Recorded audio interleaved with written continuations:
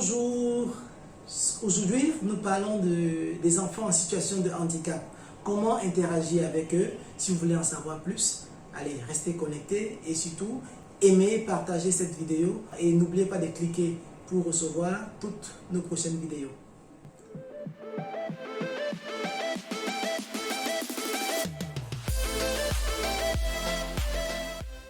Bonjour, Marius Tiasseb, vous êtes pédopsychologue et avec vous aujourd'hui, on tentera d'aider les familles où il y a des enfants atteints de maladies rares, de handicaps ou alors de spécificités et de particularités. Alors, comment préparer l'environnement de son enfant une fois qu'on sait qu'il a une particularité ou alors que c'est un enfant spécial? Je dirais déjà que techniquement, on parle plus d'enfants à besoins spécifiques et non d'enfants spéciaux. Donc, on parle d'enfants à besoins spécifiques parce que c'est un enfant qui va nécessiter une attention particulière, qui va nécessiter qu'on s'intéresse, qu'on entre en relation avec lui de façon particulière. Une fois que j'ai dit cela, je tiens également à rappeler que nous avons sur le plan théorique ce qu'on appelle l'enfant fantasmé et l'enfant réel. Et toutes les femmes enceintes, tous les parents passent par ces étapes. Lorsqu'on attend un bébé, on s'imagine des caractéristiques aussi bien physiques, comportementales. Il sera le plus beau, la plus grande, il aura les orteils comme ceci, des yeux comme cela. Ça, c'est l'enfant fantasmé. Oui. Et puis, il y a l'enfant réel, celui qui est devant nous à la naissance. Il n'est pas aussi beau qu'on avait imaginé, il n'est pas aussi grand, il n'a pas totalement les yeux de son père. Et il n'a pas les orteils qu'on voulait. Voilà, effectivement. Donc, et c'est une réalité. Il faut donc pouvoir l'accepter, l'aimer et l'intégrer. Mais sauf que le choc est encore beaucoup plus grand lorsque l'enfant est un enfant avec, en situation de handicap. Et le handicap peut être ici un handicap moteur ou physique ou encore un handicap mental. Parce qu'il faut pouvoir distinguer les deux. Et là, effectivement, cela nécessite une implication, comme je dis, une entrée en relation particulière parce que le niveau d'investissement est souvent tel que les enfants en situation de handicap vous prennent beaucoup plus de temps et beaucoup plus d'attention et il faut pouvoir... et vous agissez... Je veux dire, le retour n'est pas toujours aussi rapide.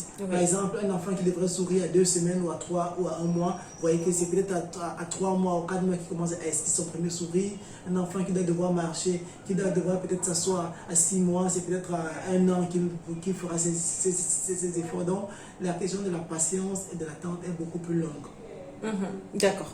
Alors, la préparation quand même de ces enfants, ou du moins du planning du parent, de l'amour, la façon dont on va l'encadrer, ça se fait quand même dès la naissance, du moment où on sait qu'on a un enfant à besoin spécifiques.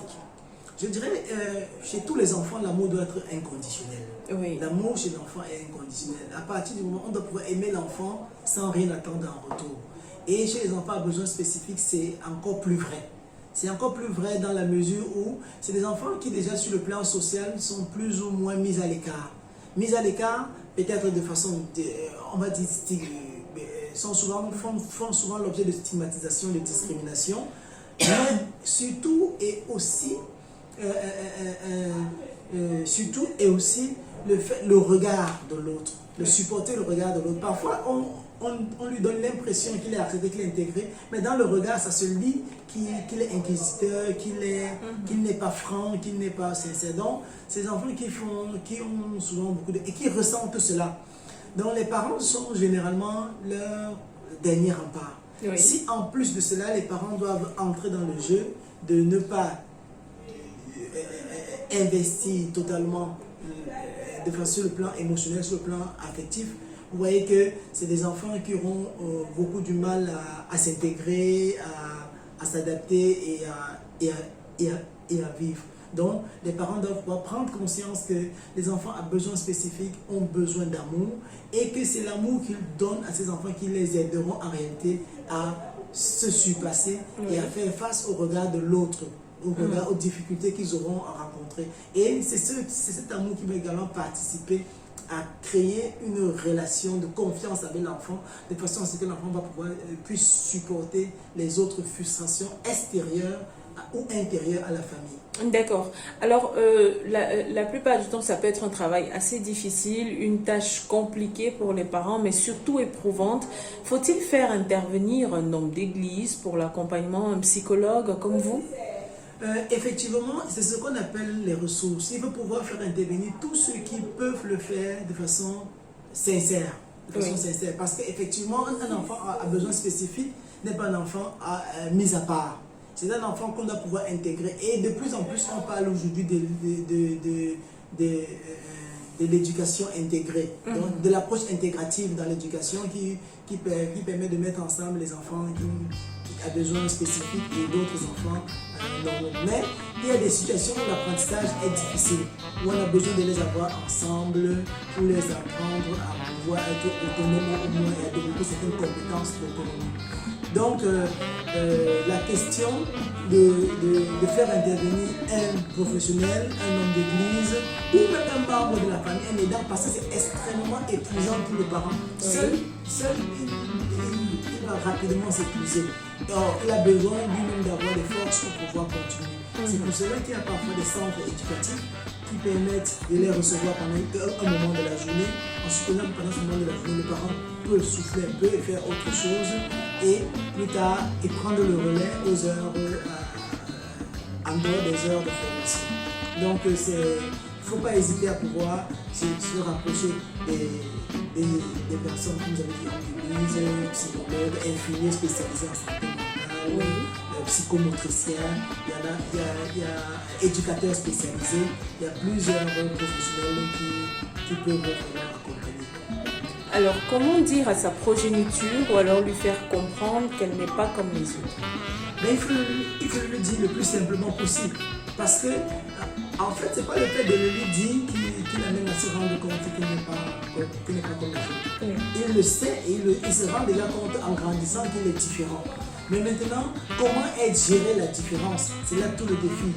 Parce qu'il faut pouvoir lui expliquer qu'il est différent des autres, mais ce n'est pas pour autant qu'il est moins aimé que les autres. Il bénéficie de tout l'amour de ses parents et aussi qu'il sache qu'il a des compétences, qu'il peut développer des compétences et parfois des compétences extraordinaires que les autres eux-mêmes ne pourront pas le faire.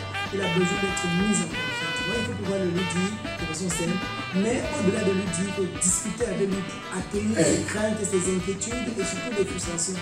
Lorsque c'est un enfant qui a la possibilité de sortir, de rencontrer les autres, il a le regard de l'autre, comme j'ai tantôt dit tout à l'heure, il a le regard des camarades, de la maîtresse, de l'école, de la société, qu'il va devoir affronter chaque jour. Donc il faut parfois que ça soit avec lui pour voir comment il analyse, comment il gère cela, comment il ressent et surtout quels sont les mécanismes qu'il met en place pour pouvoir faire face et voir si ces mécanismes sont appropriés, adaptés ou pas et l'encourager à renforcer les mécanismes les mieux adaptés et surtout corriger ceux qui ne sont pas. Bien, merci Monsieur Marius Tiasep pour ces conseils. Je rappelle que vous êtes pédopsychologue. Alors les parents, on a compris qu'il faut tout simplement encourager son enfant et le combler d'amour. À la prochaine. C'est moi qui vous remercie et au plaisir d'être de votre. Merci d'avoir été avec nous. Merci d'avoir regardé cette vidéo et continuez à nous suivre, partager, aimer et ciao.